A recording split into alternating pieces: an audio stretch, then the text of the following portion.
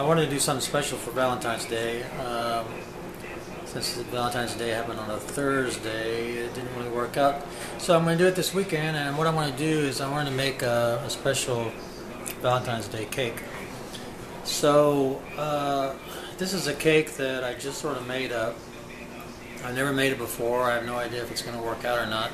It's going to be heart-shaped. So I have these heart-shaped pans I only get to use once a year. It's going to go chocolate cake, layer of chocolate ganache, pecan cake, pecan praline, banana cake, bananas and Bavarian cream, a white cake, strawberries and sweetened mascarpone cheese, banana cake, bananas, pecan cake, pecan praline, chocolate cake, chocolate ganache, and then cover the whole thing with chocolate buttercream frosting on top, and then around the edge of the cake will be strawberry cream cheese frosting. And then I saw something I really liked in my cake book. It's sort of a filigree that you make with chocolate, and theoretically, if it comes out, it'll spell out some sort of Valentine's Day message in chocolate, and then that'll be applied to the outside of the cake. So, like I said, I have no idea if it's going to work or not. It'll either work out really, really well, or it'll be a big, horrible mess, or maybe even both. So, what you'll need is the stuff that I've got assembled here on the counter.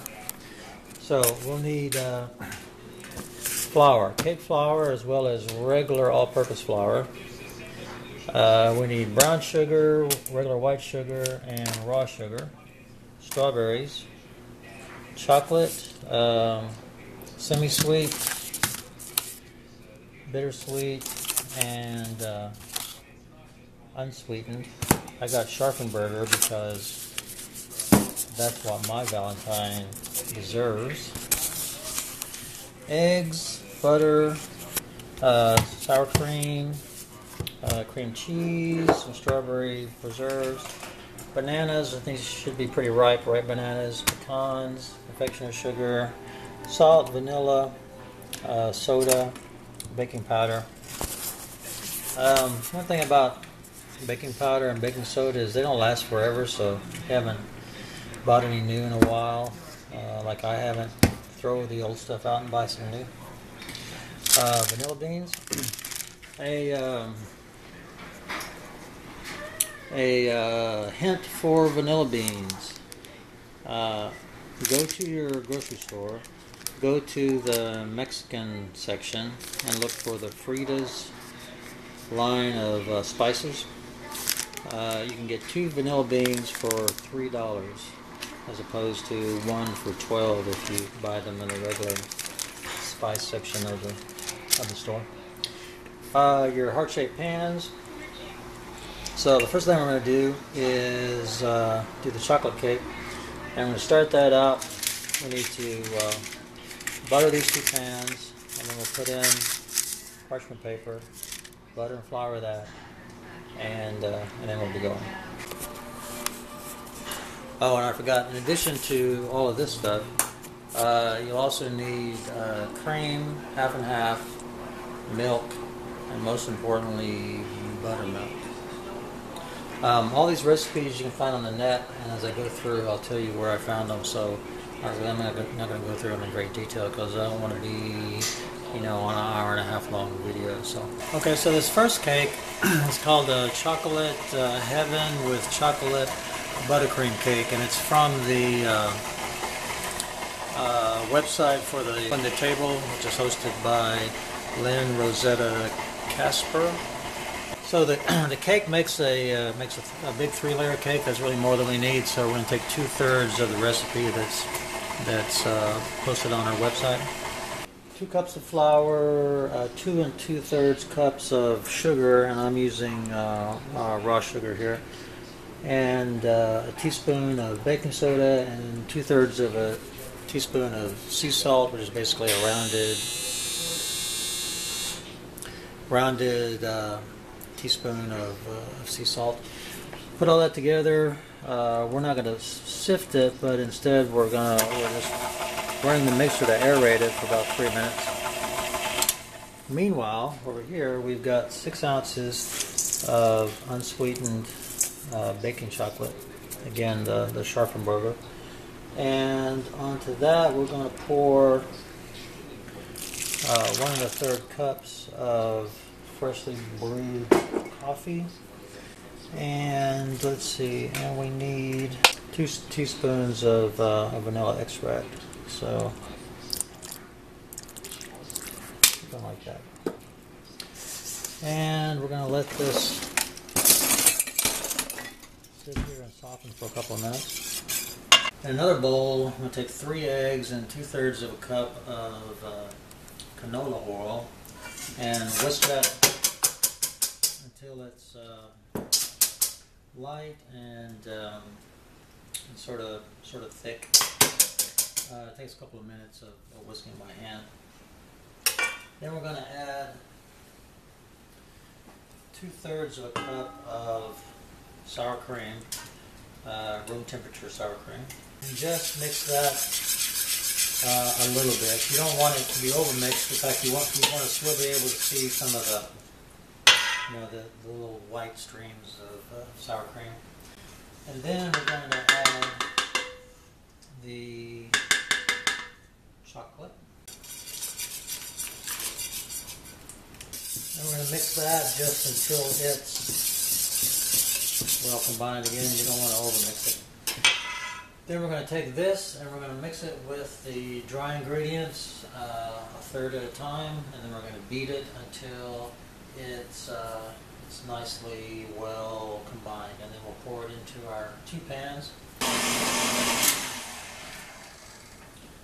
Okay, that looks pretty good. Just kind of guessing here on the amount. Since I'm not using the pan size as recommended, and I'm not making as many layers as recommended. And like I said, I've never done this particular cake before. I've never even made this particular variety of chocolate cake before. And I hear a lot of people, both in real life and on the internet and cooking forums, and they're always complaining, "Well, I'm afraid it might not come out right. Blah blah blah. What if it comes out and it's horrible? I've never done it before."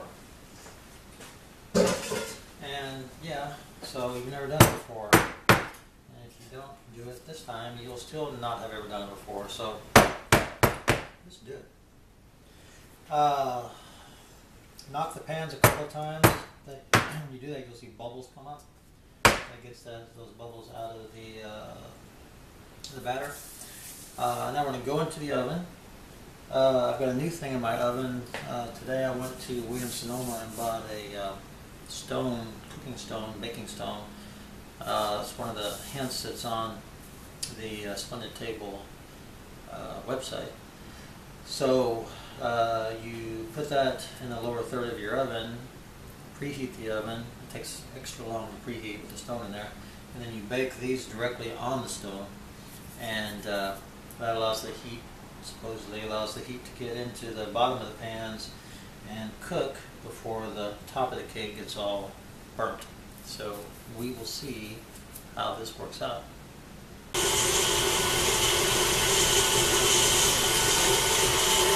Okay, well first of all, let me show you how the chocolate cakes came out.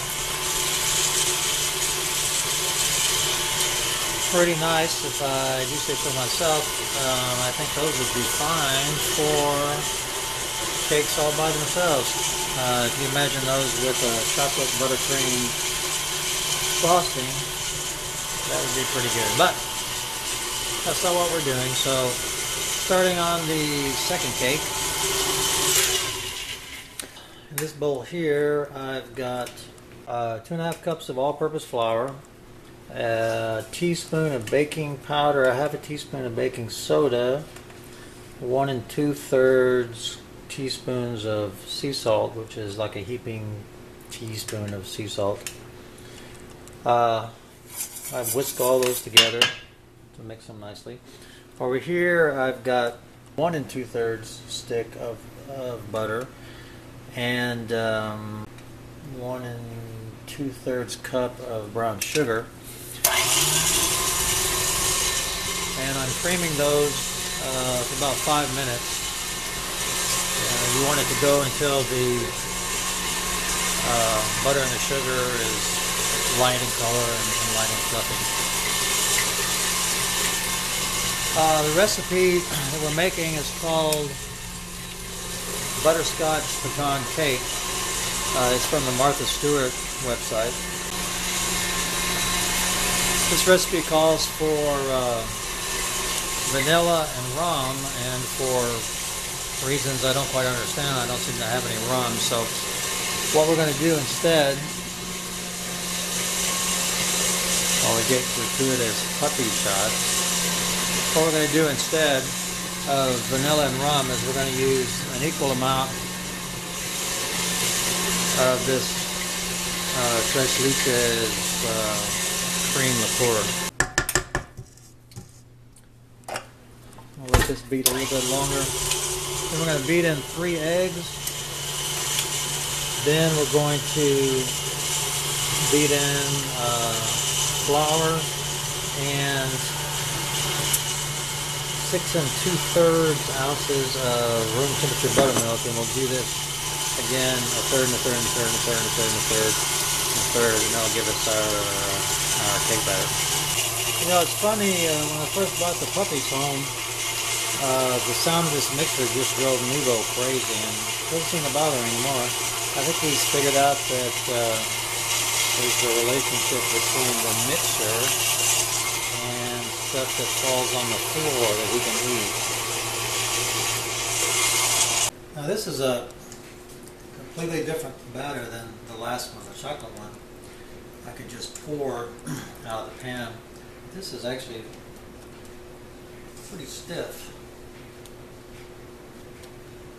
Not as stiff as a bread dough, but certainly is not going to pour out of the pan. Now these go into the oven at 325 for about 40 minutes. The last cakes seem to be right on time with the temperature and so forth. I did 350 for 40 minutes, and so we'll try this 325 for 40 minutes. And again, while this is happening, I'll go watch some Skyfall. Pups.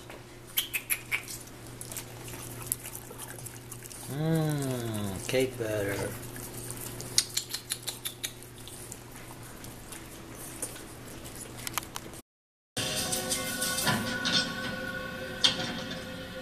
It won't open. Of course it will. Put your back into it. Why don't you come down here and put your back into it? No, it's stuck. Oh, good. There's a train coming.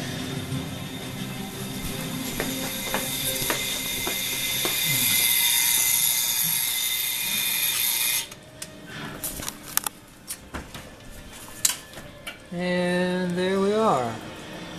Now, while the pecan cakes cool, we're going to cut the chocolate cakes. I've got a wonderful little device here. It's a piece of finely stretched piano wire between metal framework. There's little notches on the side where you can set the height. And we're going to set this so we can chop the top of this off. I'm going to cut the top and the bottom of these off so that we have nice, perfectly flat pieces of cake. So you just saw like you were cutting a tree with a bandsaw. And it's best to kind of rotate around because sometimes the blade will tend to dive on you. And voila! So we're going to put this in our scrap bucket.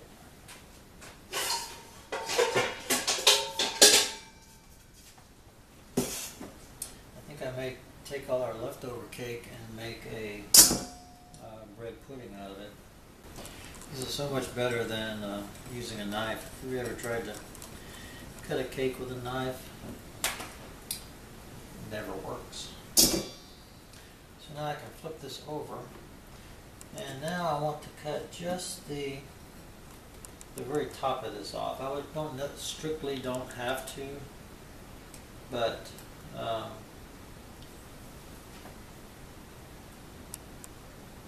the bottom of the cake is kind of, I don't know, greasy, I guess, or not sure what you would call it. And I actually want pretty thin layers of cake because I'm going to have so many of them. So we get the bottom off, and now we have a perfect slice of cake. So I'm going to set these over here. And bring over the pecan cakes.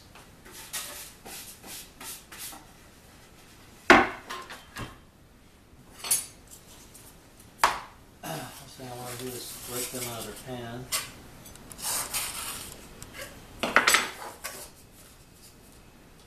We'll keep the, ooh, that smells good. We'll keep the parchment because we're going to need that for the next cake. So I'm going to put these back over here and let them cool some more. We want them to be completely cool before we slice them.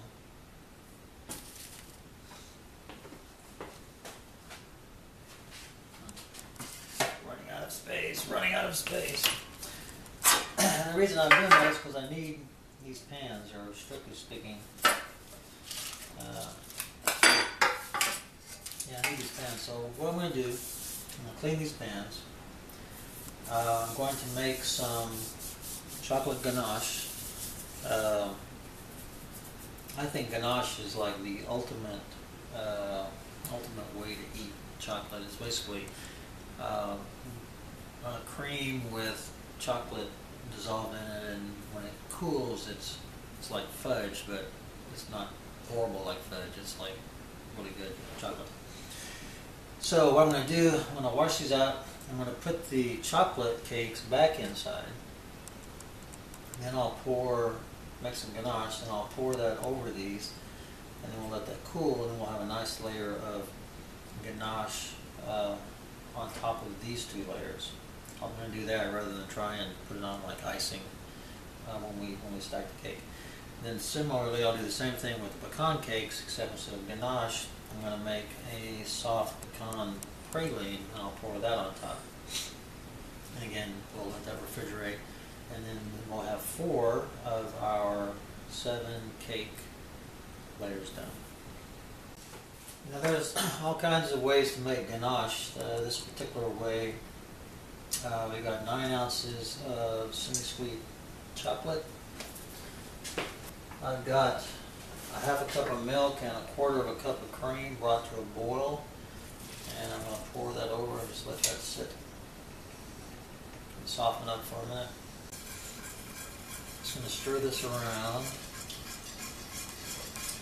and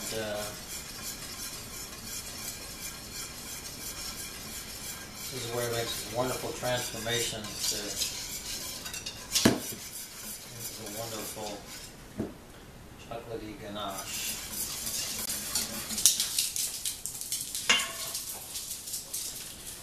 So I'm putting in 4 tablespoons of butter.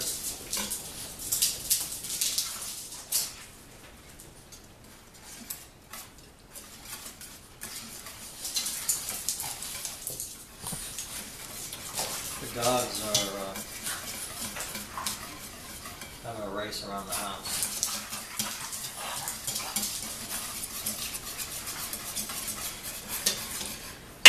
sit for just a minute. Okay. This is in real good shape here.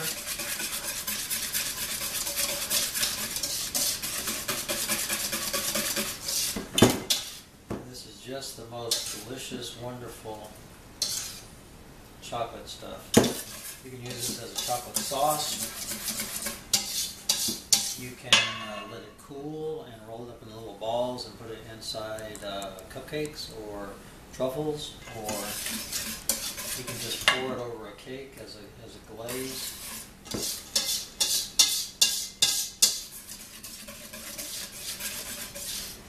If you only ever learn one thing to do in the kitchen, it should be making ganache. Okay, so now I'm going to take my nice clean cake pans. I'm going to put my little papers back in. I'm going to take my cake. Now I'm going to take some parchment paper.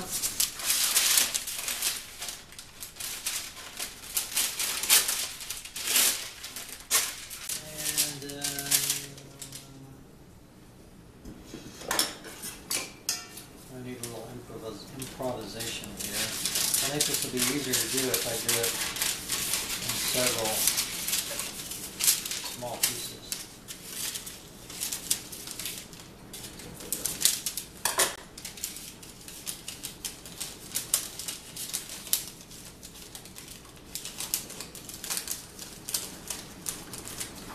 And again, it doesn't have to be perfect. I mean, if you were to get some ganache on the pan, it wouldn't be the end of the world.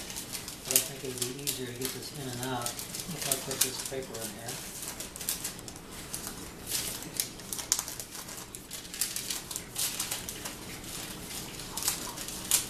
This is also a simple trick that surprisingly not everybody knows.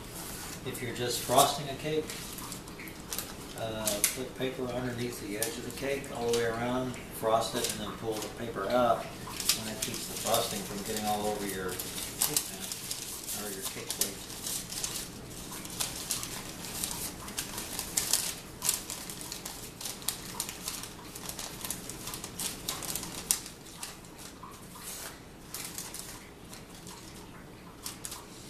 Okay, so we're going for an effect like this. We basically have the paper dam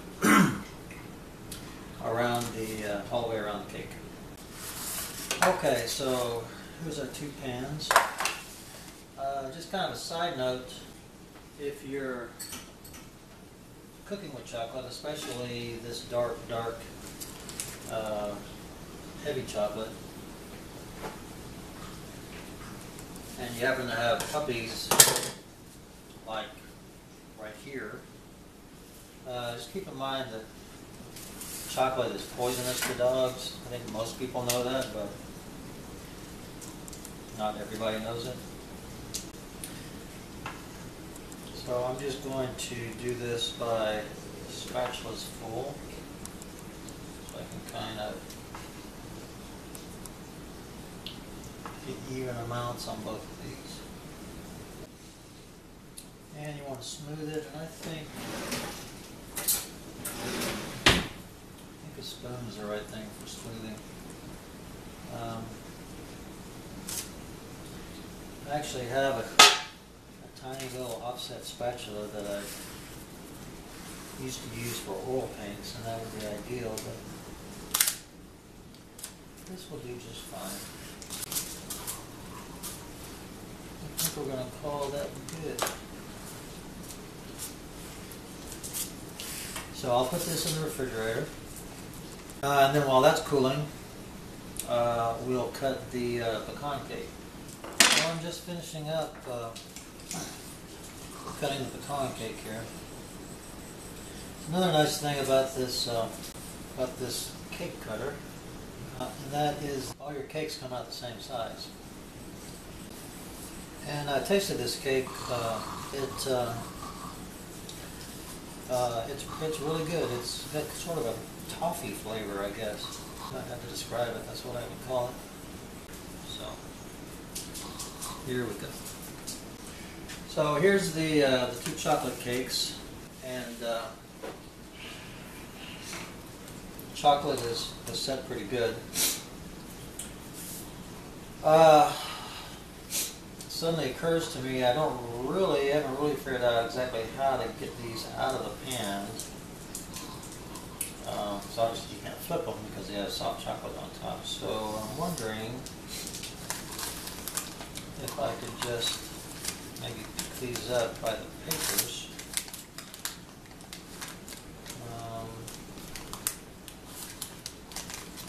That's not going to work. What the hell, we'll give it a try.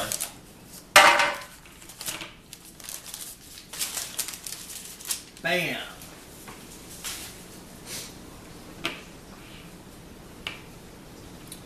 There we go. We have a cake with, about 1/4 of an inch of icing on top. Not icing, but ganache. So I think that's just about perfect.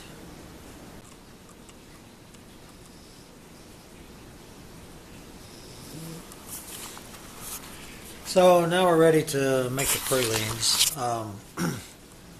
So I've got my 2 pecan cakes here. I've got the paper around the edges. I got them in their pans. I put a single layer of pecans on top. Then I'm going to make the praline, and we'll pour that on top, and hopefully that'll work out well. So for my pralines, I'm using a recipe from cooks.com for Texas pralines. So what we've got is 2 cups of buttermilk, 4 cups of sugar, 2 teaspoons of baking soda. We've got that over here in this pot warming up. We're going to bring that to a boil, and then we're going to boil it until we get to what they call the softball stage, which is 238 degrees.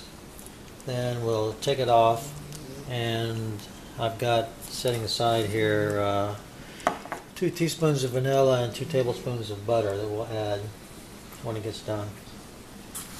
So making candy is not really my thing. Sort of outside my comfort zone. I've made caramel before, but it's always been sort of hit and miss. But I do have a digital thermometer, so I'm going to try very hard to make this come out right and boil this up to exactly 238 degrees. And again, you know, what's the worst that could happen? It'll either come out too hard or it'll come out too soft. If it's too hard, well then I'll just have a crackly layer, and we'll pretend like it's creme brulee. And if it comes out too soft, well, you know, it's supposed to be that way. So never be afraid to try,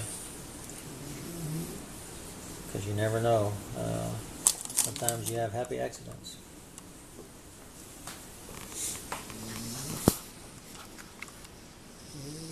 Okay, so I've cooked this up to 238 degrees and taken it off the heat. Put in my my vanilla and my butter, and now I'm stirring it till it gets nice and glossy and thickens up a little bit. And we'll be ready to pour it onto the pecans. So I'm going to do 1.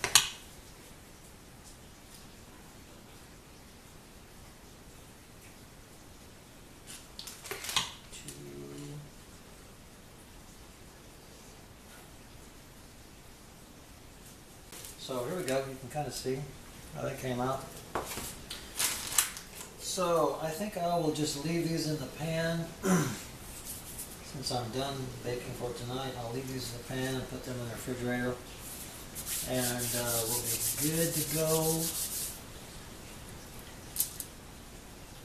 in the morning.